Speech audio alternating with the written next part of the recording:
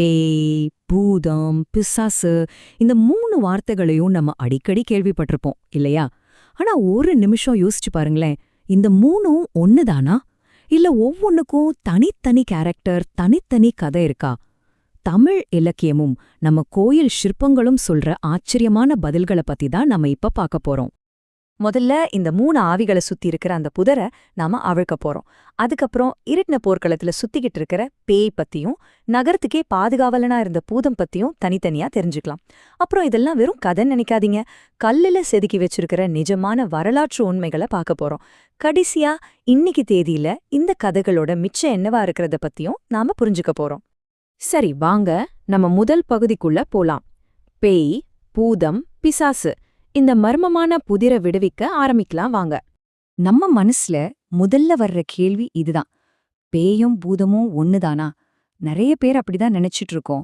ஆனா உண்மை என்ன தெரியுமா? அது இல்ல. இது ரெண்டுமே வேற வேற குணாதிசயங்கள், வேற வேற இடங்கள், ஏன் வேற வேற உருவங்களை கொண்டவை. ஆமாங்க, கேக்குறதுக்கு ஆச்சரியமா இருந்தாலும் இதுதான் நிஜம். நம்மளோட பழைய தமிழ் இலக்கியங்கள்ல, குறிப்பா தொல்காப்பியம் தொடங்கி பக்தி இலக்கியங்கள் வரைக்கும் பேய்க்கும் பூதத்துக்கும் நடுவுல ரொம்ப தெளிவான வித்தியாசங்களை காட்டியிருக்காங்க. சரி வாங்க, அந்த வித்தியாசங்களுக்குள்ள நாம இன்னும் கொஞ்சம் ஆழமா போய் பார்க்கலாம். முதல்ல பேய பத்தி பாத்துடலாம். அதோட உலகம் நாம வாழ்ற நகரங்கள் கிடையாது. அதுக்கு பதிலா மரண ஓலங்கள் கேட்டுக்கிட்டே இருக்கிற ரத்தம் சிந்தின போர்க்களம் தான் அதோட ஏரியா.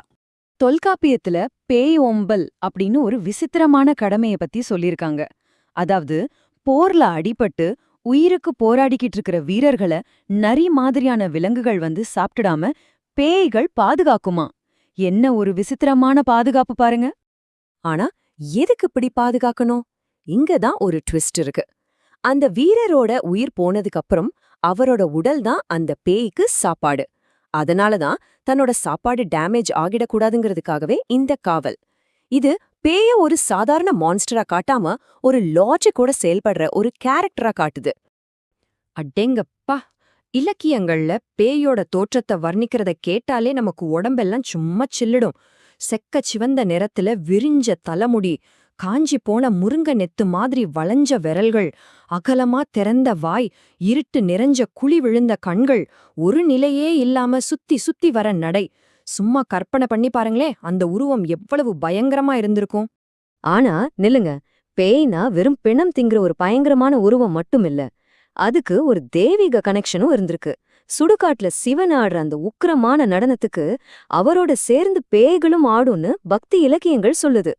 சரி, இப்ப பேய அதோட போர்க்களத்திலே விட்டுட்டு அதுக்கு அப்படியே ஆப்போசிட்டா இருக்கிற பூதத்தோட உலகத்துக்கு வருவோம். பூதத்தோட இடம் தனிமையான போர்க்களம் இல்ல, மக்கள் கூட்டம் நிறைஞ்ச பரபரப்பான நகரம். இதுதான் ரெண்டுக்கும் இருக்கிற மிக அடிப்படையான வித்தியாசம். பேய் வந்து ஆள் நடமாட்டம் இல்லாத பாழடைஞ்ச இடங்கள்ல சுத்திட்டு இருக்கும். ஆனா பூதமோ நகரத்தோட மையத்திலையும் கோயில்கள்லயும் ஒரு செக்யூரிட்டி மாதிரி வலம் வந்திருக்கு.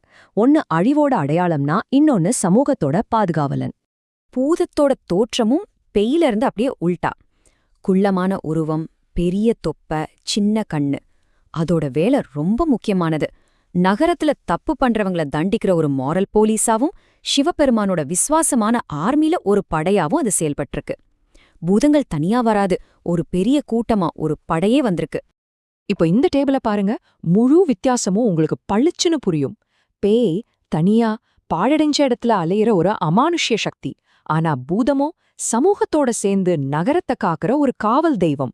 இதுதான் இலக்கியங்கள் நமக்கு காட்டுற தெளிவான வேறுபாடு. இலக்கியம் சொல்றதெல்லாம் ஓகே, ஆனா அசல் கதையே இனிதான் ஆரம்பிக்க போகுது. இந்த உயிரினங்களை பத்தின உண்மையான திகைக்க வைக்கிற ஆச்சரியம் நம்ம கோயில்கள்ல இருக்கிற கற்கள்ல செதுக்கப்பட்டிருக்கு. ஆமாங்க, இந்த பூதங்கள்லாம் வெறும் கற்பனை கேரக்டர்கள் இல்ல, அதுங்க இந்த காலத்து மக்களோட வாழ்க்கைய பதிவு செஞ்ச ஒரு உறைஞ்சு போன வரலாற்று டாக்குமெண்ட். எப்படின்னு பார்க்கலாமா? எழுதகம், இந்த ஆர்கிடெக்சரல் அமைப்பை பாருங்க. குடைவரை கோயில்கள்ல கூரைக்கு கீழே வளைவா இருக்கிற இந்த இடம்தான் அன்னைக்கு இருந்த சிற்பிகள் தங்களோட திறமைய காட்டுறதுக்கு யூஸ் பண்ணின ஒரு கேன்வாஸ். இங்கதான் நம்ம கதை அடுத்த கட்டத்துக்கு போகுது. இந்த சிற்பங்கள்ல இருக்கிற ரொம்ப ரொம்ப சுவாரஸ்யமான விஷயம் என்ன தெரியுமா? சிற்பிகள் இந்த பூத கணங்களோட உருவத்தை ஒரு சாக்கா வச்சு அந்த காலத்து மக்களோட அன்றாட வாழ்க்கைய அப்படியே கல்பதிவுகளா மாத்திட்டாங்க. அவங்க வாசிச்ச மியூசிக் இன்ஸ்ட்ருமெண்ட்ஸ், அவங்களோட dance steps, exercise, hair styles, விளையாட்டுன்னு ஒரு முழு சமூகத்தோட லைஃப் ஸ்டைலையும் இந்த சிற்பங்கள்ல நாம இன்னிக்கும் பார்க்கலாம். அப்போ பாருங்க, நாம வெறும் அமானுஷ்ய உருவங்கள்னு நினைச்ச இந்த பூதங்கள் உண்மையில ஒரு டைம் கேப்சூல் மாதிரி. 1000 வருஷத்துக்கு முன்னாடி இருந்த தமிழ் சமூகத்தோட வாழ்க்கை முறைய நமக்காக பத்திரமா பாதுகாத்து வச்சிருக்கிற வரலாற்று பெட்டகங்கள். இலக்கியத்திலேயும் சிற்பத்திலையும் வாழ்ந்த இந்த உருவங்கள் காலப்போக்குல எப்படி மக்களோட கலாச்சாரத்துல ஒரு நிரந்தரமான இடத்தை பிடிச்சதுன்னு இப்ப பார்க்கலாம். இந்த உருவங்கள் எவ்வளவு ஆழமா நம்ம சமூகத்துல ஊறி போயிருந்ததுக்கு இதுவே சாட்சி. சங்ககால புலவர்கள், ஆழ்வார்கள், ஏன் ஒரு ராஜாவோட பேரு கூட பூதபாண்டியன்னு இருந்திருக்கு. சிவபக்தியோட உச்சமா காரைக்கால் அம்மையார் தன்னையே பேயாருன்னு பெருமையோட கூப்பிட்டுக்கிட்டாங்க. சரி, எல்லாத்தையும் பார்த்தாச்சு. ஆனா ஒரு கேள்வி பாக்கி இருக்கே. நம்ம ஆரம்பிச்ச புதிருக்கு வருவோம். பேய் பூதம் பத்தி பார்த்துட்டோம். அந்த பிசாசுக்கு என்னாச்சு? இலக்கியங்கள்லயும் சரி, கல்வெட்டுகள்லயும் சரி, பிசாசுங்கிற வார்த்தை ரொம்ப ரொம்ப அரிதாதான் பயன்படுத்தப்பட்டிருக்கு. நிறைய இடங்கள்ல அது பேய குறிக்கிற இன்னொரு பேராதான் இருந்திருக்கு. அதனால நம்ம கதையோட மெயின் கேரக்டர்ஸ் பேயும் பூதமும் தான். அப்போ கடைசியா இந்த பயணத்தோட இறுதியில நமக்கு முன்னாடி நிக்கிற கேள்வி இதுதான். இந்த பேய்களையும் பூதங்களையும் நம்ம வெறும் பயமுறுத்துற அரக்கர்களா பார்க்கணுமா, இல்ல அந்த காலத்து மக்களோட நம்பிக்கைகள், வாழ்க்கை முறை, கலைன்னு எல்லாத்தையுமே தங்களுக்குள்ள அடக்கி வச்சிருக்கிற ஒரு கலாச்சார கண்ணாடியா பார்க்கணுமான்னு? இந்த கேள்விக்கான பதில் உங்ககிட்டயே இருக்கு.